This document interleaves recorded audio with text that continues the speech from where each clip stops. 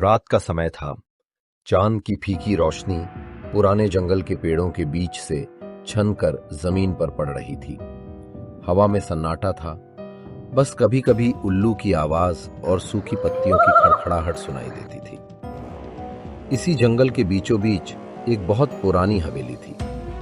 लोग उसे काली हवेली कहते थे। गांव के लोग मानते थे कि वहां कोई इंसान जिंदा नहीं जा सकता। जो भी अंदर गया वो या तो पागल होकर लौटा या फिर कभी वापस नहीं आया। कहानी शुरू होती है आदित्य से, जो एक पत्रकार था। उसे रहस्यमयी जगहों पर जाकर रिपोर्ट बनाने का बहुत शौक था। उसने सुना कि गांव धौलपुर के पास की काली हवेली भूतिया है। गांव के बुजुर्गों ने उसे चेतावनी दी, बेटा उस हवेली में मत जाना। वहां चालवा, एक तरह की आत्मा रहता है। वो इंसान का रूप धरकर उसे अपनी गिरफ्त में ले लेता है। लेकिन आदित्य हंसते हुए बोला, भूत प्रेत जैसी कोई चीज नहीं होती। ये सब अंधविश्वास है। मैं सच सामने लाऊंगा। आदित्य कैमरा और टॉर्च लेकर हवेली पहुंचा। हवेली टूटी फूटी थी, दरवाजा आधा गिरा हुआ, खिड़कियों पर जाले और भीतर से आती सीली बदबू किसी कब्रिस्तान जैसी। जैसे ही उसने टॉर्च ऑन की, दीवारों पर पुराने खून के धब्बे और अजीब अजीब चिन्ह दिखे।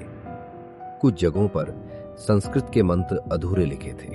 अचानक उसके कैमरे ने अपने आप वीडियो रिकॉर्ड करना शुरू कर दिया।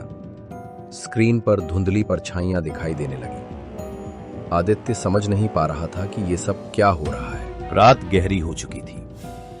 आदित्य ने हवेली में पड़े पुराने कागज और डायरी पढ़नी शुरू की। उनमें लिखा था कि इस हवेली के मालिक जमुनादास ठाकुर थे। ठाकुर काले जादू और तांत्रिक शक्तियों में विश्वास रखते थे। कहा जाता था कि उन्होंने अमरत्व पाने के लिए कई लोगों की बलि दी थी। गांव के लोग उनसे डरते थे। लेकिन एक रात ठाकुर और उनका पूरा परिवार अचानक रहस्यमयी तरीके से गायब हो गया। बस हवेली रह गई और उसके अंदर से आती चीखें। डायरी पढ़ते पढ़ते आदित्य को लगा जैसे कोई उसके पीछे खड़ा है। उसने पलटकर देखा, वहां कोई नहीं था, लेकिन ठंडी हवा उसके कानों से टकरा रही थी। अचानक दरवाजा अपने आप बंद हो गया। टॉर्च की रोशनी झिलमिलाने लगी। तभी उसे लगा कि दीवारों पर बने चित्र हिल रहे हैं। उसने एक खिड़की से बाहर झांका तो देखा कि आंगन में एक औरत सफेद साड़ी में खड़ी है। उसके लंबे बाल जमीन तक लटक रहे थे और चेहरा बिल्कुल धुंधला। औरत धीरे धीरे हवेली की ओर बढ़ने लगी। आदित्य डरकर अंदर भागा। अचानक वो औरत उसके सामने प्रकट हो गई। उसकी आंखें बिल्कुल काली और मुंह इतना बड़ा कि पूरी खोपड़ी समा जाए। वो औरत हंसते हुए बोली, तू यहाँ क्यों आया? जो यहाँ आता है वो कभी वापस नहीं जाता। आदित्य कांप गया, लेकिन हिम्मत जुटाकर बोला, तुम कौन हो? औरत ने अचानक उसका ही रूप धर लिया।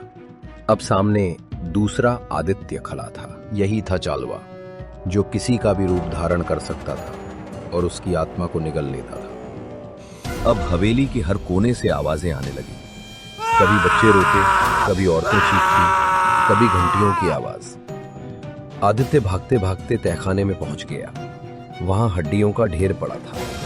हर हड्डी पर लाल धागा बना हुआ था। अचानक उसे लगा कि वे हड्डियां हिल रही हैं। उनमें से हाथ निकलकर आदित्य की टांग पकड़ लिया। वो चिल्लाया और कैमरा जमीन पर गिर गया। कैमरे की स्क्रीन पर साफ दिखा, हवेली में कई आत्माएं कैद थीं, जो मुक्त होने के लिए तड़प रही थीं। आदित्य ने किसी तरह खुद को छुड़ाया और दरवाजे की ओर भागा, लेकिन चालवा उसके सामने आ खड़ा हुआ। वो बोला, तेरी आत्मा अब मेरी होगी। तू हमेशा के लिए इस हवेली में कैद रहेगा। चालवा ने अपने काले हाथ बढ़ाए।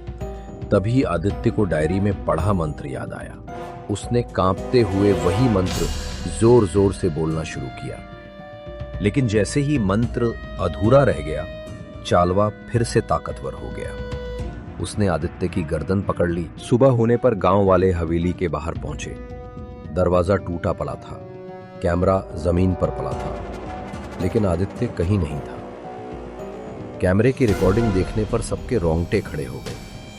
आखिरी वीडियो में दिखा, आदित्य चिल्लाता हुआ अंधेरे में खिंच रहा है और पीछे से वही औरत चालवा हंस रही है। उसके बाद स्क्रीन काली हो गई। आज तक कोई नहीं जानता कि आदित्य जिंदा है या मर चुका है, लेकिन गांव वाले कहते हैं अब हवेली में दो आत्माएं हैं, चालवा और आदित्य।